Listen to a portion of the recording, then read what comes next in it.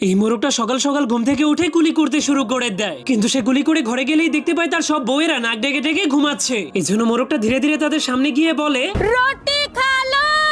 তখন তার ডাক শুনে সবগুলো মুরগি অনেক ভয় পেয়ে ঘুম থেকে উঠে যায়, কিন্তু শুধুমাত্র একটা মুরগি উঠেনি। এই জন্য সে তার স্বামীকে বলে, আমি এখান থেকে যেতে পারবো না, কারণ আমার অনেকগুলো ছোট ছোট বাচ্চা আছে। এই জন্য মোরগটা সেই ডিমগুলো থেকে বাচ্চা বের হওয়ার জন্য অপেক্ষা করতে শুরু করে। এরপর যখনই দুইটা কাঠবিড়ালি গাছ থেকে বাদাম পাড়ছিল, তখনই একটা কাঠবিড়ালি পা পিছলে নিচে পড়ে যায়, যার কারণে তাদের সবগুলো বাদাম সেই মোরগটার উপরে পড়ে যায়।